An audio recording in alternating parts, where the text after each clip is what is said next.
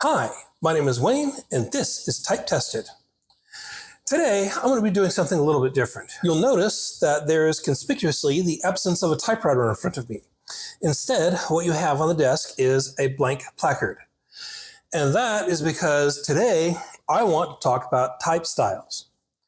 Now, when people get into collecting typewriters or just general usage, they will post to Facebook or some other group, and they'll ask a question like, can you help me identify my typewriter? Which of course is quite easy. Can you help me identify what type style they have? And it's usually fairly easy as long as they can show you a picture of the type slugs, but sometimes it's not.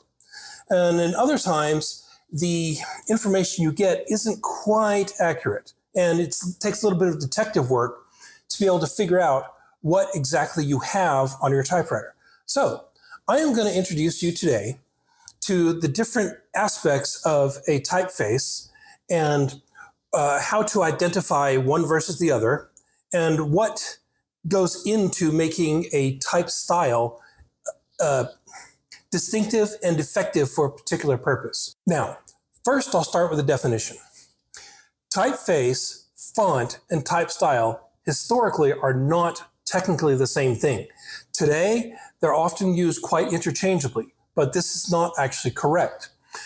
A type style would be something like Courier, Arial, Futura, whatever.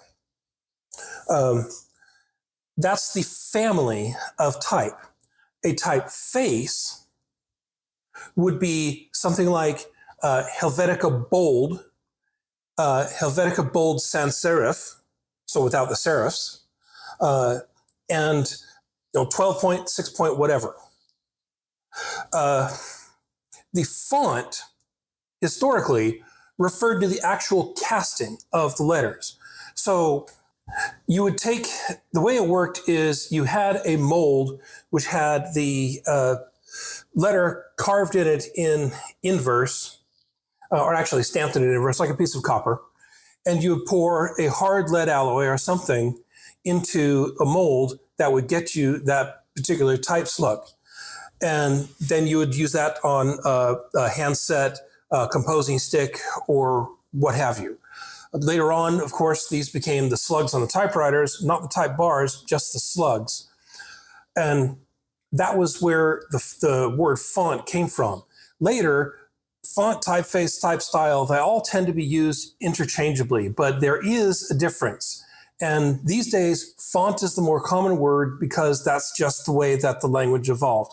I don't really have a problem with this. As I said, it's just the way that language works. So when you're talking typography, though, it does make a difference. And the selection of the correct type style and the correct typeface and font can make a big difference in how your page comes off. So first off, let's talk about typeface. Now, this is a diagram I got from sherryhall.com, and I'll link to the particular subgroup of pages. I just thought this was a really nice presentation, so I went ahead and scarfed it, and I will properly duly credit the creator because this is just a fantastic design. So in the world of type, the anatomy of a letter has different aspects to it. So for example, you have the stem here, you have the little overhang, which is called a serif. So that's just the little extension here. You have the little tail, you've got the loops on the G's, you have a foot on the R, terminal, a little spur on the A. All of these things are things you've seen. So you've got a little ear on the G here and I on the A and the E. And you have the dots or tittles, which of course, jot and tittle. And then you have something which is called ligatures, which are two characters merged together. These do not happen in the English language unless it's in a borrowed word, but they do happen in some other languages. And they have to be set up correctly so that they can convey the correct meaning. Now, keeping these in mind, you can imagine that variations on this, a thinner stem or broader stem or a taller foot, or the same character set but narrowed down, that there is a baseline to the text. There's a top for the lowercase and there's a top for the uppercase. And then there has to be a certain separation between each line in order to provide readable separation. So that gets into the next aspect of typography. So that is called the lines and measures. So as we notice, there are ascenders, which technically even the T has it because of the serif structure that you see right here. You have descenders, and you have, as I said, the mean line, as they call it here, the baseline, the height of the X, the lowercase character. You have the height of the capitals, and then you have the height of the ascenders above the capital. So in handwriting, a D would be called, this here on the stem, the D would be called an ascender. But here, because of the decoration, which is what the serifs and so forth are, it actually goes a little bit above that line, and that has to be allowed for in the text. So you can see here 3 different styles. This is 120-point Galliard, Wiedemann, and Adobe Garamond. And Garamond is an important one because that's what a lot of books are being printed with these days. It used to be something called Baskerville, which I find a somewhat difficult type to read, but it was suitable for the day. And it's all about fashion as well. So things are going to vary depending on what age you get in, and you'll find this if you collect books. So here we have a nice broad O with very wide sides and very round. Here you have a narrower O that sticks above the mean line. Here you have a shorter, also narrower O that stays below the mean line. So all of these are the same letter, but they're laid out differently. So this H is narrower than this. This H is the same width as this. But you'll notice that the connector here is thinner, a little bit thinner than that. You'll also notice that serifs are shaped a little bit differently. Whereas this has a nice wide radius, this has a more narrow radius. And the same thing with the A. So here we have an A that goes just slightly below the line. This one, the feet sit right on it. And this one, again, it looks a lot like this one, except that you notice on the I here, this is a nice sharp corner, whereas this is a nice round corner. So these are the things that you can notice on the different type styles and what make the difference in their appearance. Now, there's one other aspect which is worth noting, and that is the width in between the letters. What we see on computers mostly is a variable width font. So that is, if you'll notice, the L doesn't take up nearly as much room as the H does. So the space around the L is removed, the lowercase l, and the letters spaced so that there's a roughly even amount of spacing between here and here and here, regardless of the width of the individual letter. So you'll notice here that there is a somewhat larger space between the letters. And that is the same here, whereas this one, as I said, is a bit narrower. And that makes a nice balanced, readable appearance. But there are also fixed width fonts. That does not take into account this. What a fixed width is you draw a box. You draw a box, including the space separating that letter and the next letter. And you draw the character so that it is centered within that box. And that box is your spacing. Now, if you look at a typewriter, the way it works with the escapement, so you have 10 pitch, 12 pitch, 6 pitch, 16 pitch, or whatever it happens to be, the spacing is usually even. In fact, other than the electronic typewriters, I'm only aware that it is the Verityper that allows you to do variable spacing between the letters, and hence the name, Veritype. So what you find in a typewriter is always going to be a fixed width font, fixed width typeface. Okay, so I will set this aside.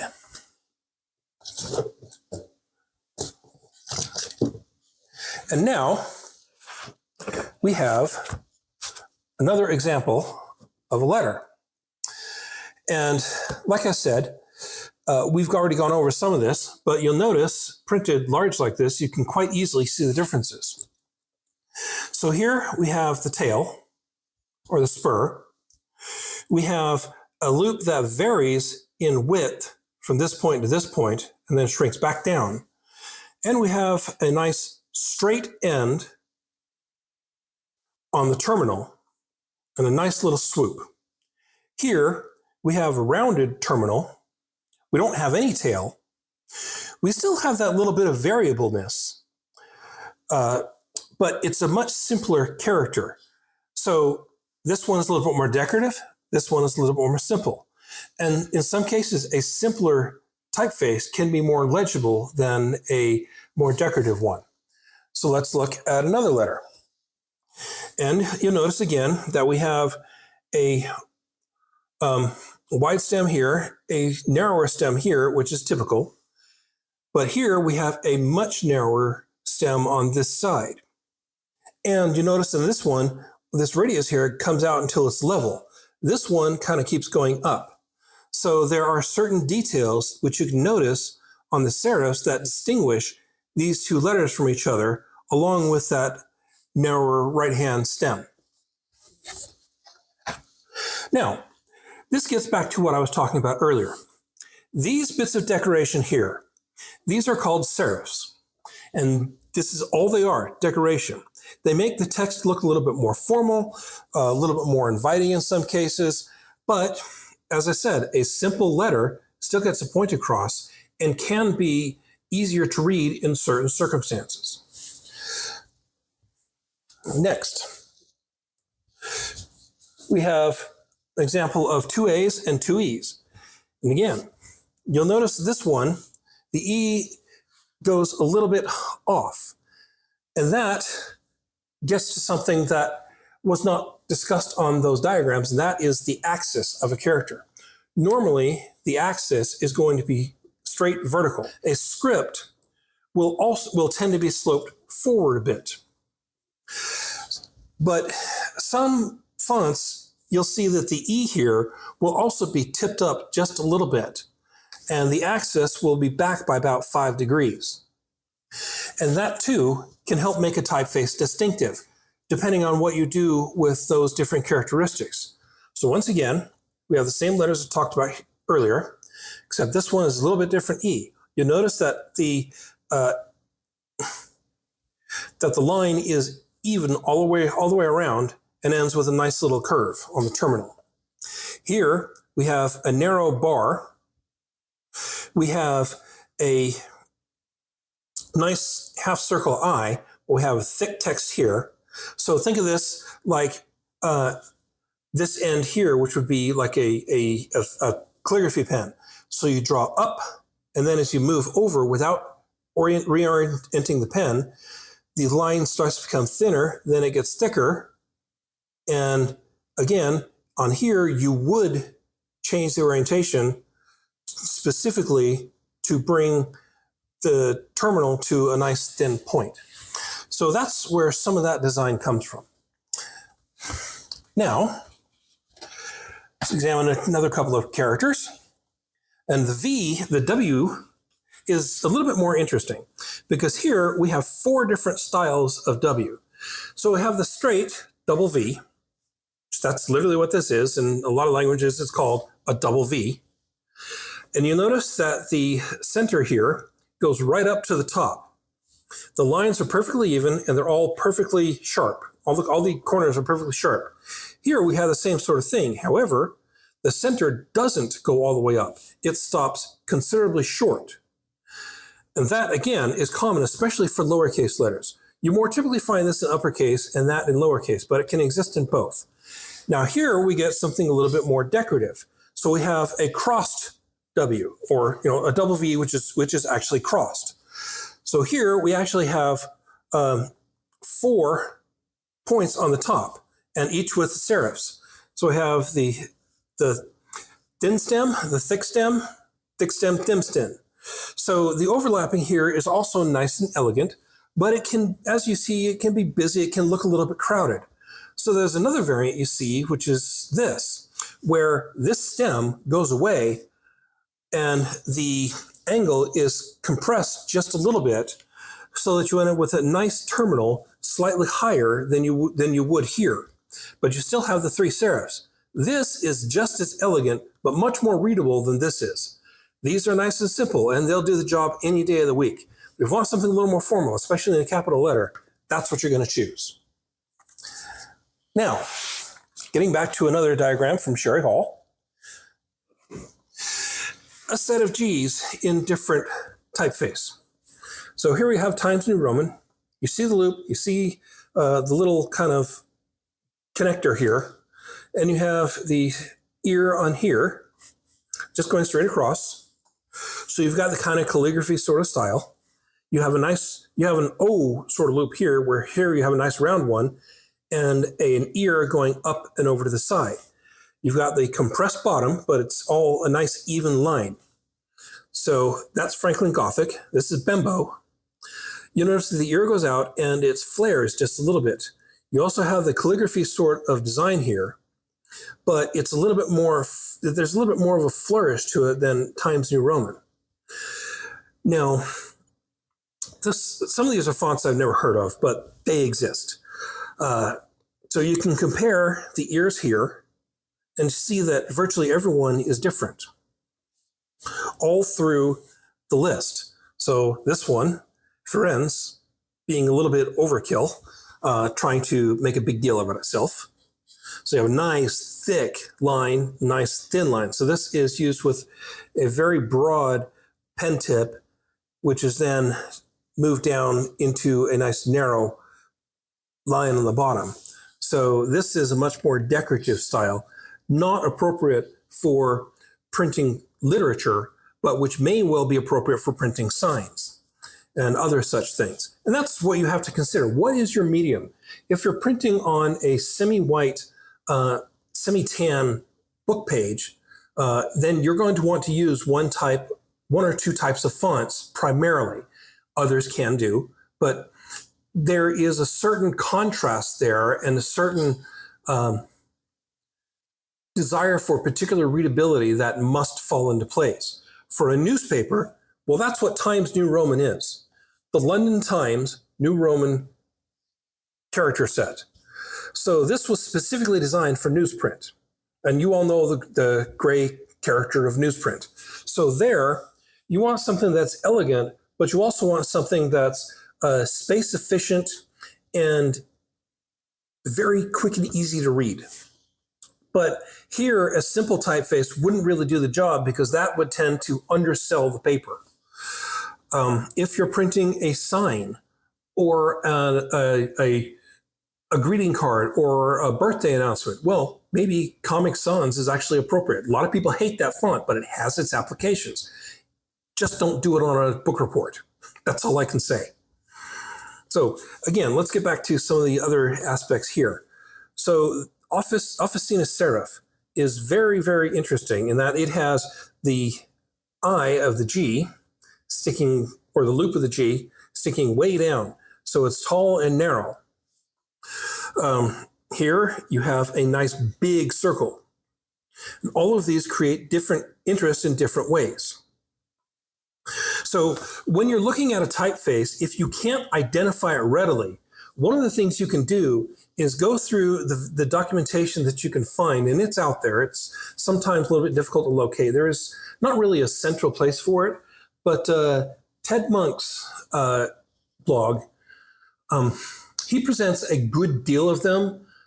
He posted them in February 2023. So if you can look up that page, you can find a number of them. But Mr. and Mrs. Vintage Typewriter also have some. There are other resources you can find independently. Sometimes there are in the catalog information for the various typewriter makers. There were some options printed. But you'll have to find that for yourself because it's a kind of a complicated process to go through because there's no central resource where I have found that they've all been published. I kind of wish that would change. And Ted, if you're listening, I would love for you to be able to put those on the database in a nice, simple, easily accessible location, put yours up, and then link to all the others that you can find. And just make a nice central repository so that people can have a better idea of, better access to be able to identify their particular type style. Now, let me get on to some practical examples here. And these, unfortunately, I don't have on a nice, pretty placard. So we're just going to have to go with printed pages. But that's okay. There's nothing wrong with the printed page. Every typewriter I work on, I keep a type sample. Now, this is my Royal No. 5. As you see, made in 1918. So this is a very old typewriter. It has new rubber, and you can see when it's properly adjusted and it has good rubber on it, it can still produce quite nice text. It's not the friendliest typewriter to use, but it will do the job. Now here, this is just an elite typeface. That's all it is, elite. There's no special variant to it. It's just 12 pitch with 6 lines per inch. So here you can see, let me zoom in a bit so this will be a little bit more clear, that there are serifs on the letters. They're not so pronounced.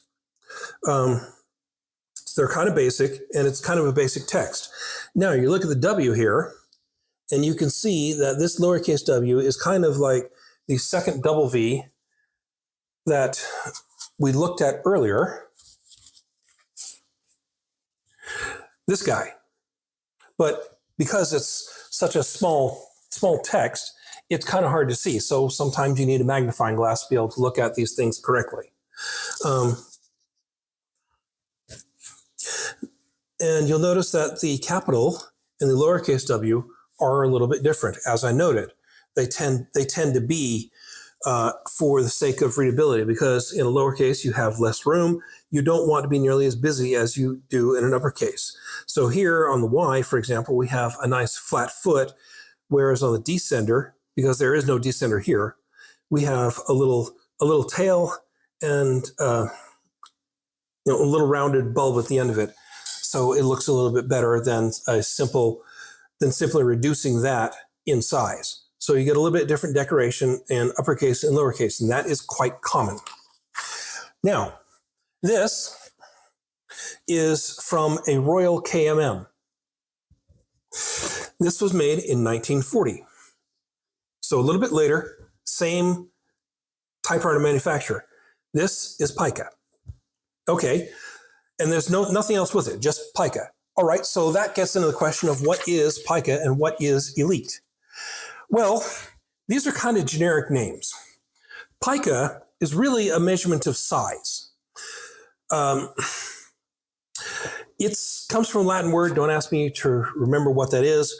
But when you see pica, you know that the text is going to be 10 pitch and 6 lines per inch. Now, pica itself is kind of a generic sort of font, doesn't really have a name associated with it, so you can't really drill down and say, oh, well, this is what defines pica. But you can look and see that it's basically what we had here on Elite, only a little bit bigger. So Elite and pica are basically the same thing. Now, Elite actually does describe the typeface. So in a sense, you could think of pica as a big elite, but that's not actually where it came from. So just like the other one, so we have the lowercase y, the uppercase y, which differ. We have a different W here, a little bit different than we have here, but the capital W is the same. And both of these, the middle goes all the way up to the top. Here, you'll notice that the capital Q has just a little bit of a loop right here. So there's a little bit of an I right below the curly at the bottom, the tail. All right, let's look at another example. Now, this is another interesting one. This is off my Corona Portable 3-bank. Now, here gets into what we were talking about with some of the other typefaces. And that is the fact that this is still pica. It's still 10 pitch. It's still 6 lines per inch. But you'll notice that it looks considerably different from this that we just had on the KMM. Okay, why is that? You'll notice that there is less separation between these lines on this font versus this font, this typeface. And that is because the letters are taller. So they made somewhat taller letters. So here's a good example. Here's the Q, nice and tall and narrow, versus this one, which is a little bit rounder. And they sacrificed these line spacing in order to get a different sort of text, different appearance on the text. Now, as I said, pica is not a type style. Pica is a measurement. Here we have two very different type styles, which both fit the pica definition in terms of size. Now, you'll notice that whenever I take a type sample, I want to see I don't want to just see the characters. I want to see how they look in text. So I always print some sort of a lyric at the bottom just to give people an idea of what it looks like. And I kind of made a game out of it that I don't actually pick lyrics from the chorus usually or the first verse. I try to go a little bit deeper into the song and see how many people actually recognize where it came from. And this again, 1920. So even back then, they were experimenting with what looks best. Now, here is an Olympia SF. This is from 1969 versus the Royal 5, which is 1918. Again, it's just Elite. Now, being a metric space typewriter, the pitch actually works out to 11, but that's because it's in millimeters, not inches. So in terms of inches, and they simply say, when they refer to pitch, they refer to the width of an individual character, whereas we refer to it in characters per inch. So this is Elite 8, so it's a slightly different version of this. But you'll notice that while the letters are a little bit thinner and therefore a little bit cleaner, or the uprights and the stems are a little bit cleaner, it's still the overall text. So we have a slightly deeper tail on the Q. We have the W in both upper and lowercase, which only comes up, in this case, 2/3, in this case, just a little above halfway. So it's a little bit more distinguished. So the same thing on the M. The center here dips all the way to the bottom, whereas this comes just about halfway. And of course, the lowercase m is going to go to the bottom because that's how the letter is always written. So even within Elite, you can have some variances, right? This is from my SM4, one of them. This is Pica 97, made in 1960. So this one here, and you'll have to ignore some of the bounces. The platen was a little bit hard on this one. You'll notice that it looks quite a bit cleaner. And that's because the spacing between letters is fairly significant. And there's also a decent spacing between lines. So they've adjusted their pica text to use very narrow stems, stems and uprights, and so forth. And it just makes the text a little bit sharper and a little bit easier to read. So if you look down here, as opposed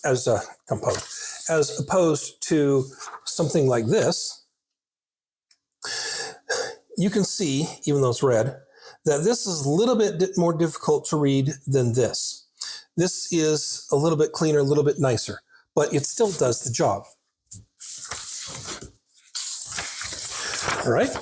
Here is an SM8, 1970, so much later in the era. This is Elite 87. Again, a little bit different variant. So here we have the middle of the W coming down short. We have the M staying halfway. The W here, we have it going up almost, all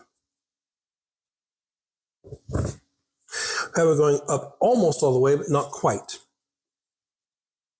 We have the usual square serifs on the T, as opposed to being rounded in any way.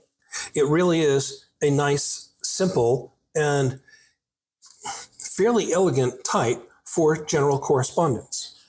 And that goes back to what I was saying earlier, that if this is an office unit meant to send letters to customers, or one meant to send interoffice memos, or one meant to communicate information from accounting firms to customers like billing, then you want to pick the right typeface for that particular application. This is off my Remington Quiet Writer, Remington number 134 pica. And again, we see the usual bit with a W. We have a little bit of a tail on the lowercase u. Nothing terribly fancy here. Still have the loop on the Q, although you'll notice that this is more centered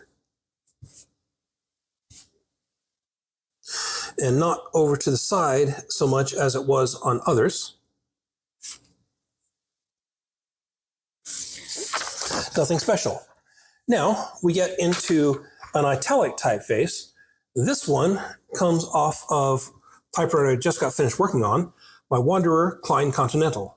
The Wanderer Verka is a company, Klein is small, and Continental is the brand that Wanderer came up with when they were producing typewriters. Wanderer is a parent company which produces all kinds of other different machines.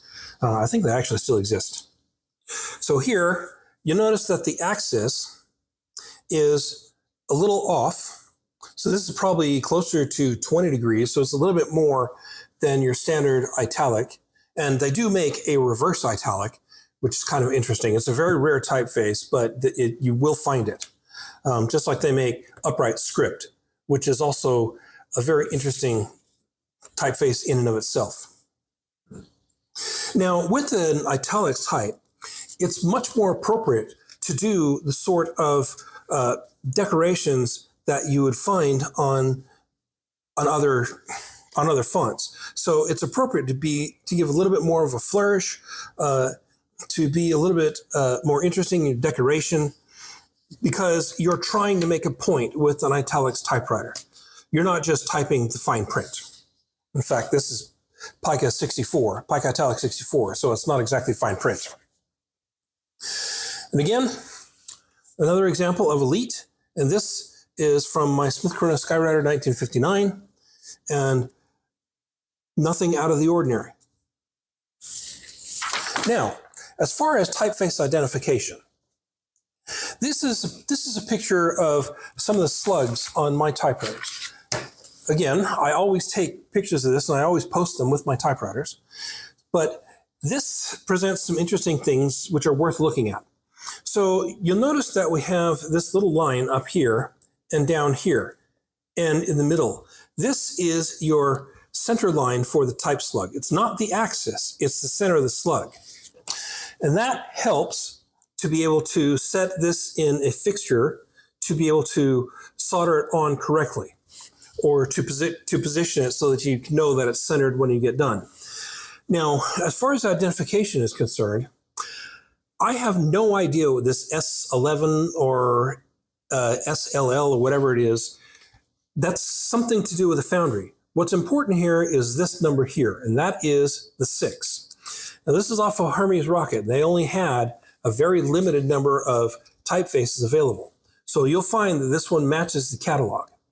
So this is one thing that you have to watch out for when you're looking at typeface, is the different identifying marks on the slug so that you do not get confused. So let's go down to this one. This is off my Olympia SM4. This one's a little bit more interesting. So I still have the same center lines, and this one makes it a little bit more interesting with this up here. This is below the height, the surface height of the letter, so it will not print. Don't worry about that. But here we have we have a little plus. This plus is also the center of the slug. And then we have 3 different marks. This mark means absolutely nothing. That is a foundry mark. These two are what's important. Now, it's hard to see here. Let me see if I can bring this up and let the camera focus in on it. So you'll see that there is actually a comma between these two 6s. So that's 6, 6, whereas this is just 97.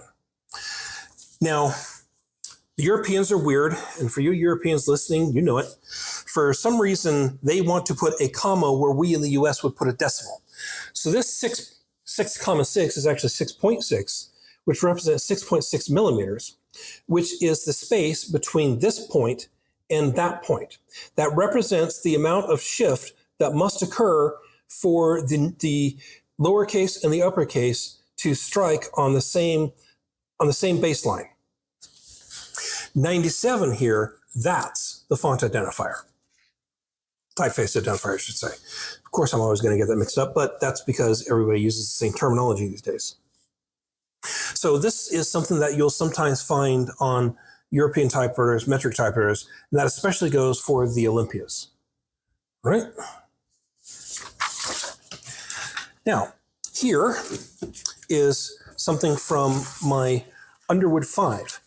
Now, you'll notice here, all we have is UP in various forms.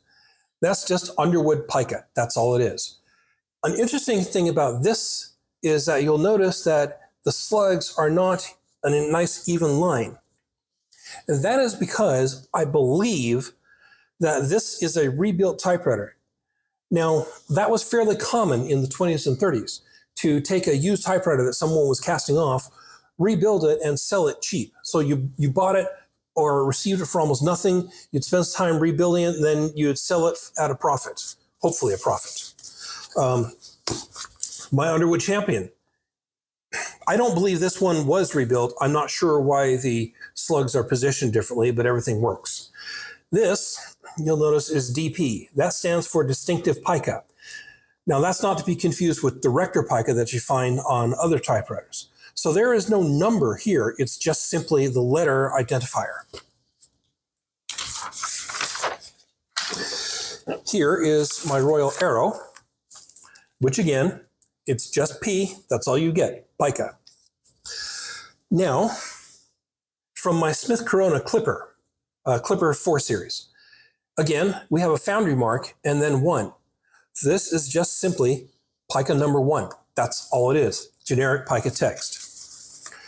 Now this one, I decided to do a much bigger image of because it was a little bit more interesting. Let me zoom in here. And you see, we have an S, sort of, a backwards S, an 8, and kind of a backwards 7. And you'll see that that's not always present on the different type slugs. Here, I have no idea what these mean. 8 is the typeface identifier. And once again, we have the center lines on this particular type slug. Now, let's talk about some of the different styles that are available. And again, these are out there if you know where to look for them. Yeah, zoom back in a little bit. So we have something like this, which is a pinpoint or dot matrix sort of style, which is you do find rarely, but they're out there. You have typewriters in Hebrew, Greek, and Russian, pretty much any language you want. The Wanderer Continental was actually a Spanish layout. And here I want to talk about the numbers. So we have the different types of fonts here, typeface, but you'll notice that each one has generally a different sort of number associated with it. Now, the numbers are always going to follow the pattern of the typeface. So it wouldn't be appropriate to have this sort of number with this typeface, but they're not necessarily going to be the same. Now you'll notice here that all the numbers sit on the same baseline, whereas here they do not, nor do you see them here. All of these particular ones have serifs. Not all of them have feet. This one doesn't have a foot on the 1, for example. And some typewriters you see will not have a 1 or a 0 because it's supposed to be a lowercase l and an uppercase O. But the point is that you can pay attention to numbers too. And this is where things get a little interesting. If you're trying to do detective work for typeface identification, you can't use the numbers themselves because this is off of a Remington list. You have different options that you can order with a particular type style. So if you look at this page here, I have 3 different type styles I can order for Pico 134. Number 1, standard. Number 2, unseal. Number 5, accounting. So these are nice and clean. They make very easy to read numbers for billing context. These, they fit nice in a box, so they fit along the line very well. Whereas these, you'll notice even the 3 goes below the line, as does the 5 and 7, and the 4 actually sits just a little bit above the line. So the numbers can be sort of mix and match. So being able to say, hey, I have this type of number, and then looking at that, you're going to get misled.